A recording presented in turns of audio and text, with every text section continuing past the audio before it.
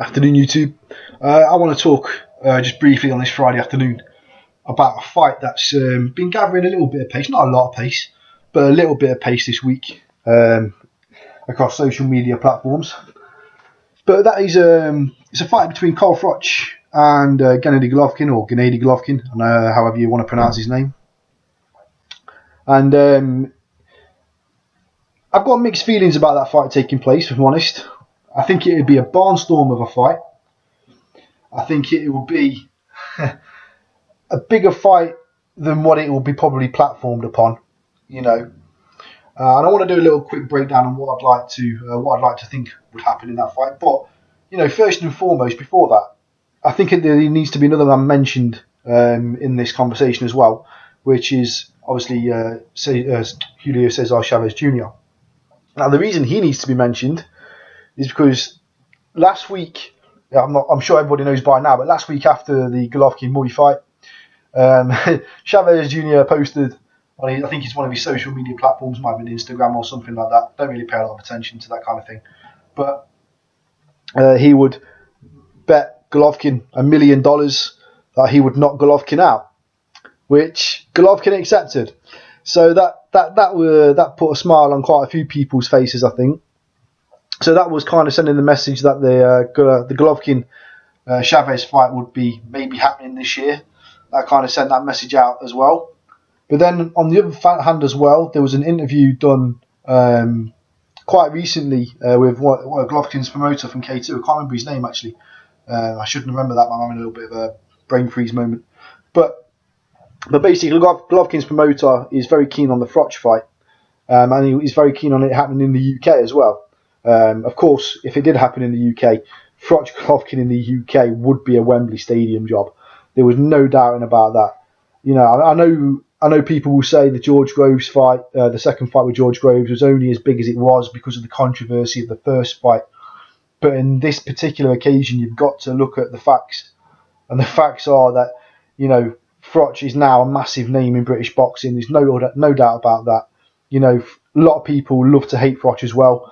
And kind of a sense of, like Mayweather, you know, a lot of people that I know kind of go to Froch fights to watch him lose, you know, and so in that kind of sense as well, Froch is still parking bums on seats even if people don't like him, which is always a sign of an appealing fighter, which Froch always has been.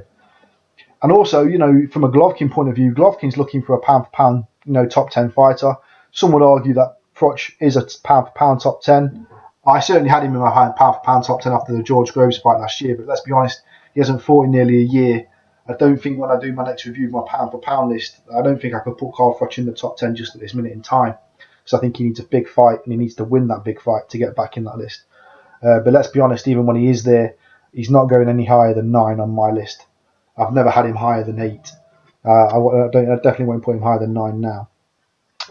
So it would make a fight that makes sense. Both guys could be classed as on people's pound for pound lists, and like I say, there'll be huge money on offer. I think it definitely would sell just because both guys will be big pound for pound because of what the Froch name is, how big Froch's name is in the UK now, and also don't forget as well, Golovkin Murray fight was on Channel 5, which would have got a pretty good audience. I'm not actually had a look at the numbers for that fight yet. Actually, surprisingly, it's one thing I should have done.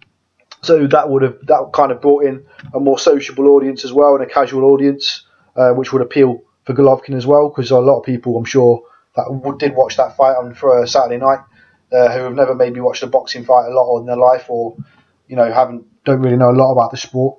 That wasn't a performance by Martin Murray and Golovkin that, you know, made a good fight and would appeal. So in that respect, I think Golovkin and the Froch would do Wembley Stadium. It would be a huge fight, and there'd be huge money involved, especially because you know for a fact that, you know, a lot of companies around the world in terms of TV will pick that fight up.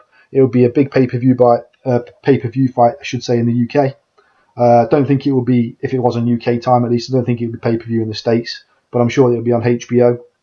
But a lot of other companies around the world that you don't really get to hear of do buy the rights, and a lot of them put it on foreign pay-per-view as well.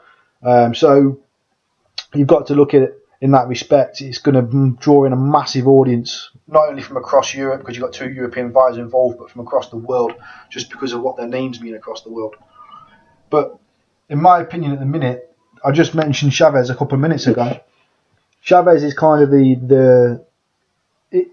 it's like a little triple threat, if you like, right now. I mean, I know Chavez is due to fight Fonfara in April, which is an interesting fight because that's at catch weight as well, between super middle and light heavy. But Chavez wants Froch and Golovkin. Golovkin is quite open to the Froch fight, and his promoter wants the Froch fight, but he's already bet Chavez, of course, that he wouldn't knock him out. So we all know that Golovkin's very open to the Chavez fight as well. So how does this play out? We know how, and of course, let's not forget, Carl Froch would have been most likely fighting Cesar Chavez Jr. in April had it not been for the minor elbow surgery required, which I think was, along with a lot of other people, I should say, I think was very convenient. At the same time of kind of saying, vacate the IBF belt. It was all a bit la-di-da, a little bit too convenient for my liking. But I'm not going to criticise too much on that respect. But so what's going to happen now then? We've got one world title belt on the line at super middleweight, presuming that these fighters are wanting to fight all each other at super middleweight, and it's not going to be a catch weight fight. Although that could be interesting. That could be very interesting. A Froch Golovkin fight at a catch weight between middle and super middle. Especially if it was stipulated that Golovkin's belts was on the line, that would make Froch the opportunity to be a double weight world champion without actually having to drop all the way down to 160. So that would be quite interesting if that happened. Because we all know that Froch is quite comfortable making 168. He's only ever walks around about 5 or 7 pounds over the weight. It's not a lot. Maybe a little bit more than that at times, in fairness, but it's not a lot. He doesn't have to go into a training camp having to lose the best part of a couple of stone or anything like that. So it's not. I don't think it'd be a major ask for Froch to make a catch weight, especially when he could obviously, of course, rehydrate between the weigh-in and the fight anyway. But I'm interested. In terms of the fight itself, Froch has got the power to back Golovkin up, I believe. He's got a great jab and he's got the power. He's not got knockout one punch power. Froch hasn't, but he's got heavy-handed power. He kind of clubs opponents. The people. I think Jim Watt on Sky Sports, even though he's a bit of a muppet at times, has even said before. When Froch clubs someone, they tend to stay clubbed or they tend to stay a little bit phased. So I do think Froch would earn the respect of Froch's power, I should say, would earn Golovkin's respect. I don't think you'd see Golovkin willing to charge Froch down so much as he was a Martin Murray or a Matthew Macklin or a Daniel Geale. I think he would maybe taste a couple of Froch jabs or maybe a couple of right hands early doors, and he'd think twice about trying to rush in or pressurise Froch non-stop. We know a lot of people say Golovkin can't box. That's utter crap. Golovkin was a great amateur. Golovkin can box. He's just got monstrous power as well. And because a lot of people see that monstrous power, they actually kind of forget the fact that Golovkin's a boxer as well. He just hasn't got great defense. And in this fight as well, I think speed would be a key attribute for Golovkin against Froch. We all know Froch is not blessed with hand speed, nor is Froch blessed with head movement or movement in general. Froch has always been a kind of a heart on a sleeve caveman fighter. He's always overachieved, even though he's a lot underrated in his boxing skill as well. Let's not forget Carl Froch was a world amateur bronze medalist. Carl Froch has got capable abilities to box as well, and we've seen that even in the pro ranks. But he's not blessed. He's not blessed with the movement. He's not blessed with the speed. He's not blessed with head movement. But one thing he is blessed with is a great jab, a great right hand, and he does throw a lot of great combinations. Froch. A lot of people, when you watch Froch, a lot of people don't realise how good his combinations throwing are. I remember, I know the Lucien Butte fight is a good example of obviously Froch being able to throw the combinations, but even in that fight, if you actually listen to the Epix HD commentary or the Epix TV commentary from over in Canada, I believe they did the commentary for, Sugar Ray Leonard was doing the commentary that night in Nottingham for Epix TV, and even he was complimenting and praising Froch getting behind the jab and throwing the combinations and saying how he spaces and gives himself the move or the space to move into to throw the combination. He doesn't get too up close. He doesn't get too caught up. And that's the way Froch has always fought. Take one or two to go in and throw the combos. So that's Sugar Ray Leonard speaking. That's not me. And I know that was a great example against Lucian Bute, and people could make that point. But Lucian Bute is probably the most similar stylistical fight to a Golovkin in terms of what Bute does and brings to the ring. I know obviously Bute is not the monstrous punch that the Golovkin is, and I know Bute is obviously a southpaw, obviously where Golovkin's orthodox. But if you look at what I'm saying is, if you look at the way they fight, Bute was Romanian, Golovkin's Kazakhstani. They have a very similar set standard of fighting out there. Not like they're the same country, nothing like that. But I mean, like it's the stereotype. This is what I'm trying to say. I don't like stereotypes, but it is kind of a stereotype. You have a stereotype, it's typical American fighter, the way the Americans like to train, blah blah blah blah blah. And that the style of fighting that they grew up on is probably the best explanation I can give it. He's very similar, and that's the closest Froch has probably got to fighting a Golovkin type of fighter. Even though Golovkin's more of a pressure fighter than Bute is and a lot more explosive. So you can't really take too much from that. But what I'm saying is, Froch has got the capabilities. He has got the capabilities to beat a Golovkin. But let's be under no disillusions that would happen.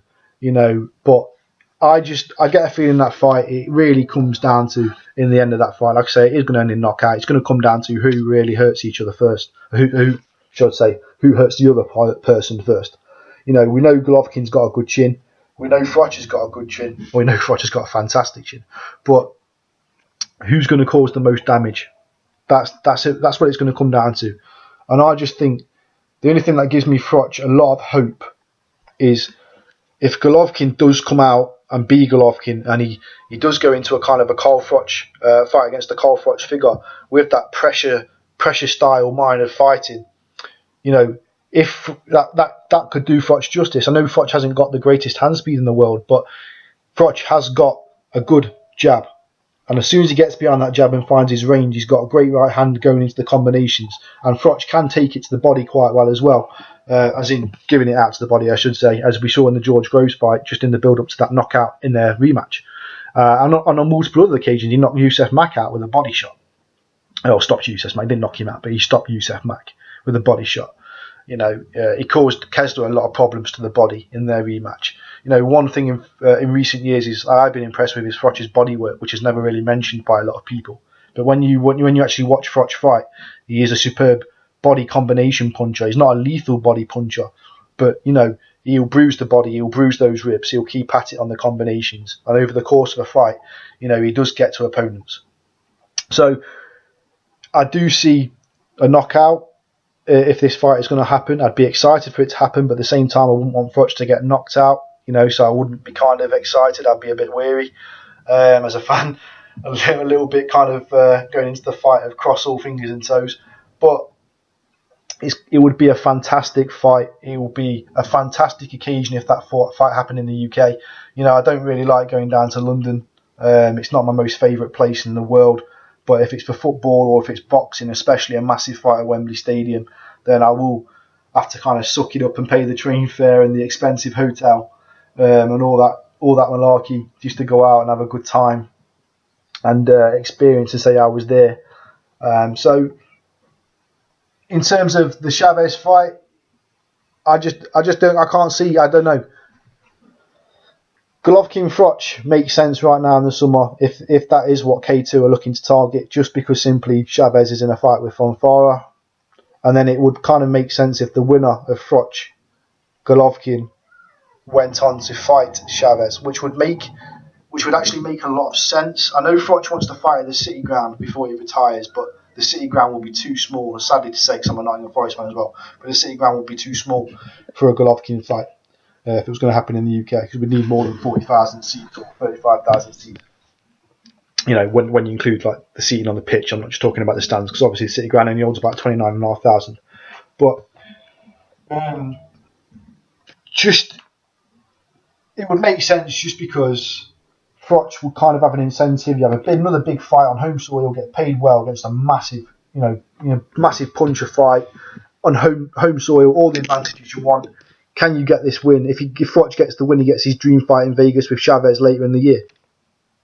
You know, you might not get your city ground fight, but if you can go out in your career fighting who many people consider a future pound for pound king in Gennady Golovkin, if you can get past that fight, and it's a big if, let's be honest. I'm not saying Froch beats Golovkin all day long or making any outrageous comments like that, but it is a big if. But if you do that and have that last big fight on British soil against that last big name on British soil, and then have the opportunity to go and have your swan song in Vegas on your retirement fight in Vegas, making good money on the Vegas Strip, fighting someone like, it will be fighting Chavez Jr., who will bring a massive Mexican following. Froch will have a massive British following there. Vegas will be very, very noisy if that fight happened, and it would be a buzzing place, and that would be a fight that I would be looking to get tickets to go out to Vegas and watch. That would be a fight that excites me as well. Maybe try and get my stag do for that fight, although that's probably going to be asking a little bit too soon. So let me know what you guys think. I think that's the way it kind of seems to me, this little triple threat situation we've got going off here. And kind of, Chavez makes a comment, Golovkin makes a comment. Eddie Hearn's previously made loads of comments on Golovkin.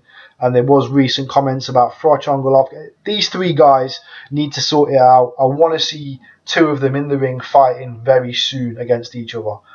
And by the look of it, just because Fonfara is obviously fighting Chavez Jr. in April, it does highly look to me like it is maybe possible that Froch may sign to fight Golovkin in the UK in the summer.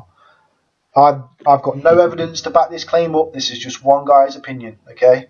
I've got no inside sources or any of this bullcrap, but this is just me looking at what's come out in the media, what's happened on social media, and me kind of making assumptions or trying to judge what may happen here or there, and that's my opinion. So let me know what you guys think. If you think I'm talking out my arse or whatever, please let me know. I don't really mind. Just don't be abusive about it. I love debating about boxing with people. I don't care for negative comments. I'll just respond to them in a nice way all the same. So yeah, let me know what you think, and please subscribe.